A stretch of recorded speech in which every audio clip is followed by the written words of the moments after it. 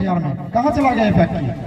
इसके अलावा अब आपको मैं और चीज बताना चाह रहा हूँ, वही टीवी टावर और वही स्टेशन बिल्डिंग दिखा के अभी भी वोट लेते हैं। आज 50 साल के आसपास में आके भी मेरे दादा भी उनको वोट दिए, बाप चाचा भी वोट दिए, अब हम लोग भी दे रहे हैं। क्या हम लोग का नाती पोता भी उसी को वोट देते रहेगा? काम कुछ नहीं और वोट पर वोट लिए जा रहे हैं। तो इसमें सोचने की बात है। हम लोग इतने, मेरी बात को थोड़ा दिल से हम आज बोल रहे हैं, और जब तक दिल से दिल तक नहीं जाएगी बात असर नहीं करती है। हम उस दिन कव्वाली में भी आके भाषण मार सकते थे। हम जानते हैं कव्वाली का भाषण हमको बहुत दिया है, वो हर जगह के कव्वाली में हर साल जाते हैं, वहाँ के भाषण का उतना असर नहीं होता है। हम कव्वाली में सिर्फ इसलिए जाते हैं क्योंकि उस गांव के लोग मुझे दावत देते हैं और कहते हैं, खासकर जब कमेटी वाला दो ना दो से फर्क नहीं पड़ सकता। जब गरीब आदमी दावत देता है उस गांव का, हम जरूर उस कव्वाली में जाते हैं। और वो दिल्ली से फोन करके, बम्बई से, पुणे से फोन करता है, भैया दीटा हम सर फलना तारीख कव्वाली छो भैया मूर्तिटा भाई घर गए छो, हम तो ऐसा छू जवानी पा छू तीन भैया जाबो जरूर हम सर कव्वाली भैया। तो उसके लास्ट में एक बात बोलता है कि भैया हमारा गरीब आदमी चुको हम सर खाबो ना भैया, खाना दावत दे चुको भैया ना किस भैया।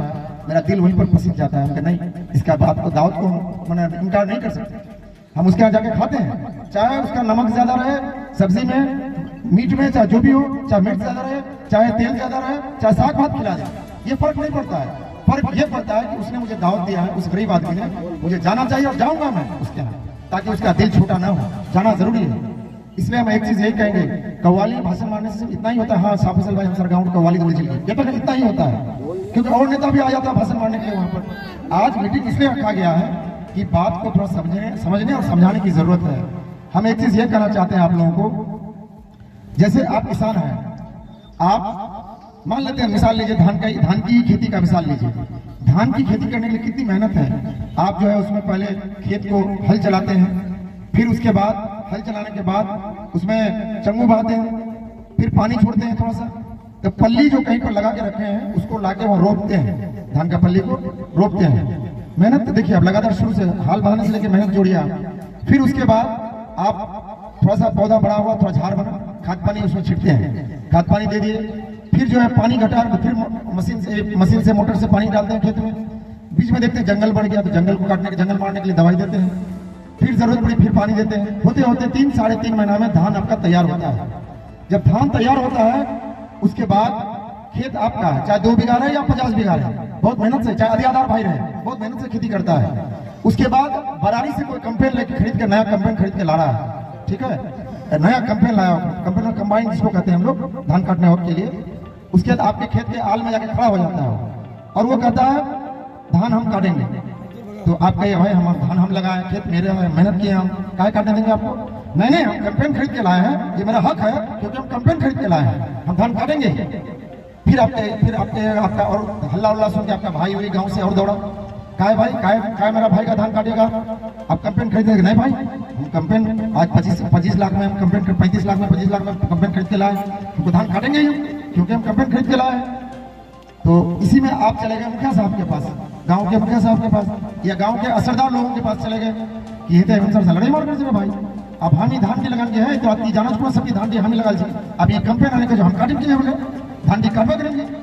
उसके बाद आप मुखिया साहब के पास गए या गांव के असरदार लोगों के पास गए कि भाई देखे ना, और वहीं वो होशियार कंपेन वाला क्या गांव में ऐसे नहीं घुसा है, पहले ही मुखिया से कॉन्टेक्ट कर लिया है या आपके गांव के असरदार लोगों से मिल लिया है। मेरा इशारा को थोड़ा समझिएगा बढ़िया से, हम क्या कहना चाह रहे हैं। उसके बाद वो मिला और मिलने के बाद जो है कहता है क्या, मुखिया साहब के जब गए या असरदार लोगों के पास गए, वो करा कि तो ठीक बोल रहा, अरे काटने दो धान इसको, ये धान के हमें लगा कटवा कैसे देंगे, काय काटने देंगे इसको, हम लगाए, मेहनत किए, खर्चा किए, खाद पानी उधार बचा में हम खाद लाए, हम तो बर्बाद हो जाएंगे। कहा कि तुम बर्बाद हो या कुछ हो, ये कंपेन खरीद के लाया बरारी से, तुम कैसे नहीं काटने दोगे इसको, इतना 35 लाख का एक कंपेन है।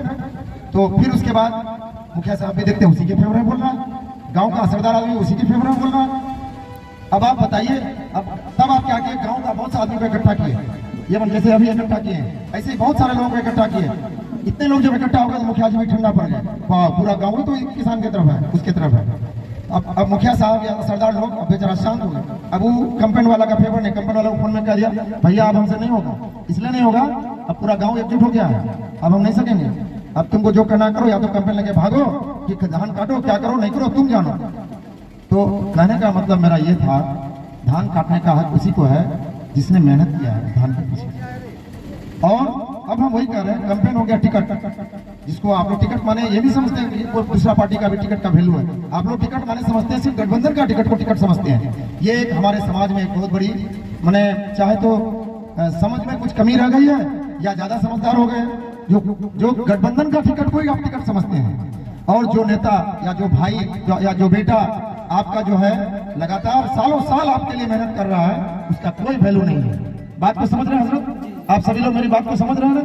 तो हम ये कहना चाह रहे हैं, आप उसको तरजीह देना नहीं चाहते हैं जो किसान रात दिन मेहनत कर रहा है, जो भाई आपके लिए रात दिन मेहनत कर रहा है। आपके यहाँ कोई डूब के मरेगा तो वो भाई दौड़ता है, आपके यहाँ उसको 4 लाख दिलाने के लिए मेहनत करता है। बिजली का करंट से कोई मरता है तो वहां पर आपका भाई दौड़ता है। वो आपका कोई चाहे अभी जैसे बेलवाड़ी की एक औरत उस दिन वहां पर जवा चांदनी चौक के पास, निगम चौक के पास जो है ट्रैक्टर से उसको कुचल दिया गया। एक नेता कंपेन वाला नेता सिदलमणि में था, उसको भी फोन किया गया, वो नहीं आया। और एक तो पोस्टर हर वक्त निगम चौक में पोस्टर में देखते रहिए उसको, आप देखते रहिए, पोस्टर से बाहर निकलेगा ही नहीं वो निकले। अब जिसका पोस्टर नहीं वही हर जगह नजर आता है। हमारा एक कहना है, पोस्टर जो है ना यहाँ टांगने की जरूरत है। पोस्टर हम कितना होर्डिंग लगा दें, 50 लाख का पोस्टर सालाना लगा दें, वो लोगों के दिल में जगह नहीं बन सकता है। लोगों में दिल में जगह बनाने के लिए पोस्टर यहाँ पे लगाने की जरूरत है। और यहाँ पोस्टर कब लगेगा?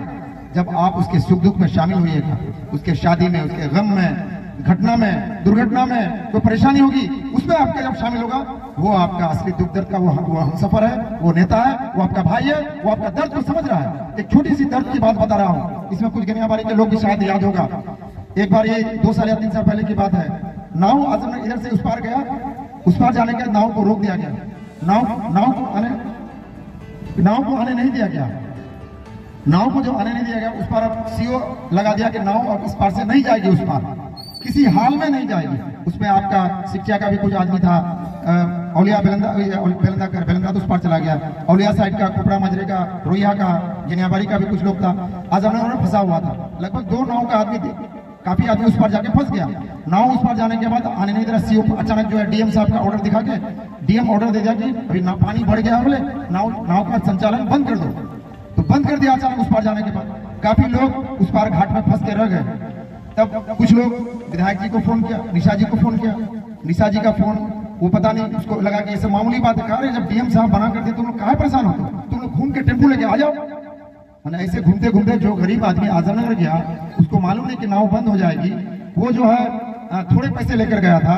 अब इतना घूम के आएगा तो उसको टेम्पो रिजर्व करके आएगा तो बहुत पैसा लगेगा ना। आजमनगर से ऐसे तो टेम्पो आएगा नहीं, घूमते घूमते उसको रिजर्व करके लाना होगा। तो जो ही हमको वहां से कई लोग इधर से नदी के इस पार वाले हमको फोन किए कि शाह फैसल भाई आप कहाँ पर हैं? ठीक है चीज, हम सालमारी में हैं। जल्दी आइए, ऐसे ऐसे मामला है, नाव किसी हाल में खुलने नहीं दे रहा है, डीएम का ऑर्डर है और सीओ साहब यहाँ पुलिस भी लगा दिए, नाव चलने नहीं दे रहा है।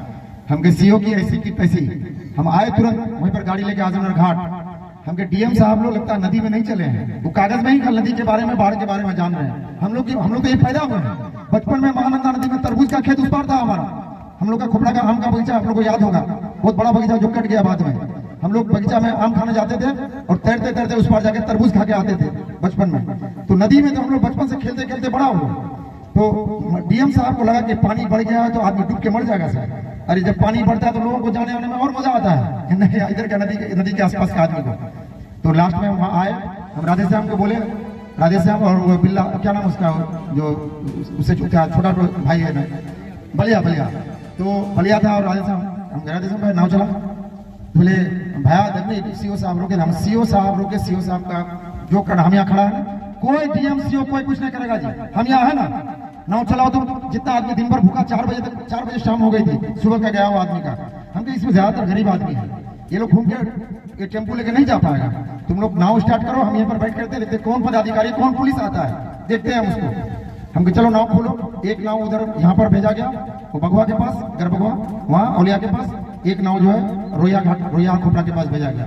तब दोनों नाव से सब आदमी बारी बारी से लोग मैंने नाव से आए। तो ये छोटी सी दर्द थी, उस दर्द को हमारे विधायक क्या बोले, भले टेम्पो लेके आ जाने को। तो बिहार में अब होगा सिर्फ सत्ता नहीं, व्यवस्था परिवर्तन का आगाज।